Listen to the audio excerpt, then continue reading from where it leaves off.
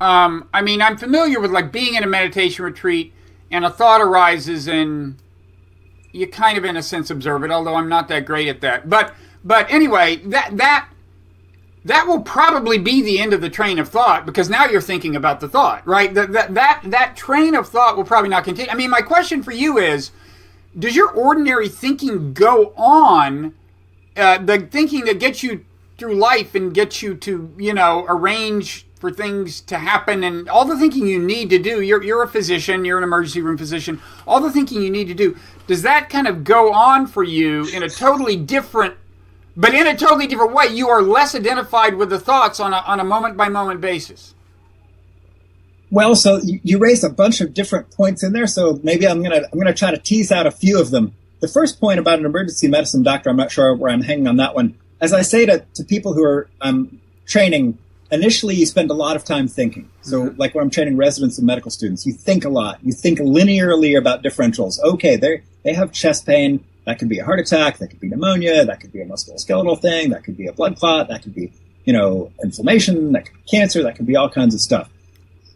Later on, you stop doing that in that kind of way. So this initial linear thinking in any profession, this is true of all kinds of professions. So do I formally think much in clinical practice? It's a strange thing to say, but no, like it's mostly reflexive. It's some sort of reflexive pattern recognition that presents a series of steps and actions without having to have gone through some long elaborate process. But that's true of any technical skill that you're learning, right?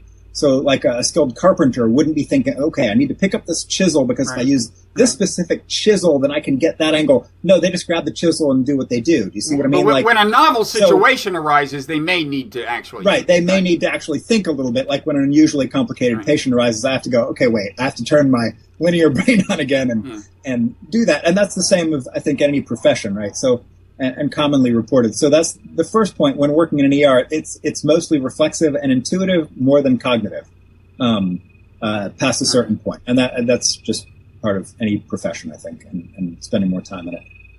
But in terms of my life, like the living experience, it turns out you don't need to think nearly as much as you think you do. And in fact, which sounds like a strange thing to say, as I make a joke all the time in the ER. See, people start thinking, they get ideas. And that's where most people run into trouble. See, you think about it every time somebody got into trouble because they had an idea. Maybe you should tell people where you live right now. What state you live in? I live in Alabama. So okay.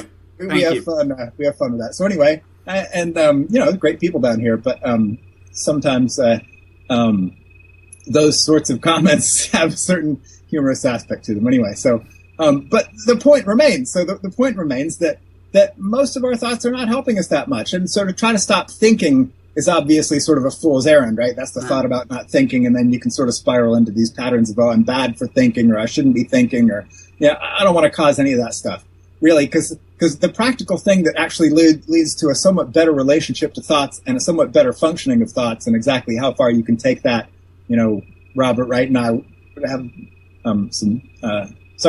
what am I thinking? Gary Weber. I'm sorry, my brain and names flips names. A lot of people get me and Gary mixed up because we're both enlightened. So don't worry. Yes, absolutely. So, right. Oh, my brain flips names all the time. It's part of my pathology.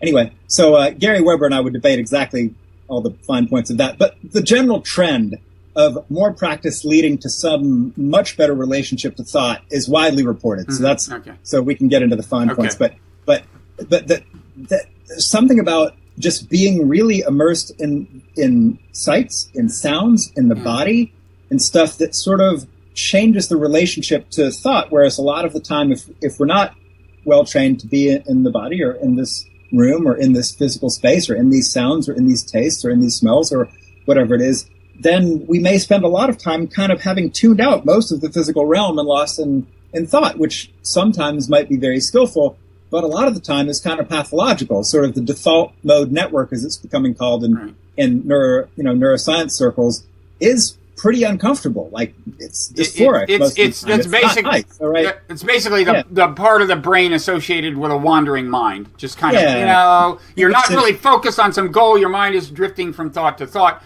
Now tell me this. I mean, maybe.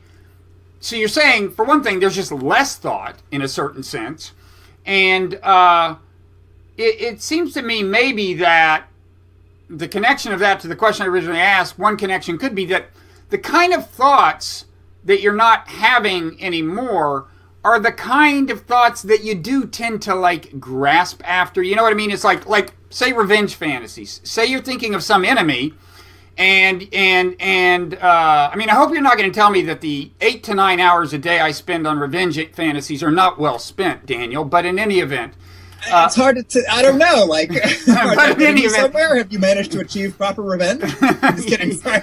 All my enemies. Let's just say that none of my enemies have been heard from lately. Okay. No, but seriously, those are the kind of thoughts that would, I assume, not be part of an arahat's everyday experience, and those are the kinds of thoughts that you really cling to. Whereas the kind of thought like, oh, this is a novel situation, how do I deal with this? That's a thought that you almost, by nature of the thought, you have a slightly more distant relationship to it, right? Well, so there's a bunch of stuff in there, right? There's a bunch of different points in there. So distance, the sense of distance can start to fall away. So as more and more this field just takes over, the sense that I'm here and that's a thing there, unless there's some distance relationship, starts to dissolve out into just there's a whole bunch of stuff going on, right? There's physical sensations and sights and sounds and thoughts, but it starts to become more of a space. And in this space, a lot of stuff is happening, right? So in this, of which one component is thought. Right. But when you shift to that sort of more open, immediately grounded in this sort of integrated sense reality point of view, there is much more an experiential, direct noticing. Thoughts are this very, very subtle, transient part of this whole thing, right? So, like, what if I was to sort of have a volumeometer that could read the volume of all of the components of this moment of experience, what percentage of that would thought be? I don't know, 0.5% or something? It's a very teeny part. There's all these there's all these sights, there's all these sounds, there's this whole body, there's, the images on the screen, and then there's space. And by the way, of that thought is this really teeny, ephemeral little bit of moving sort of energetic sensate quality stuff.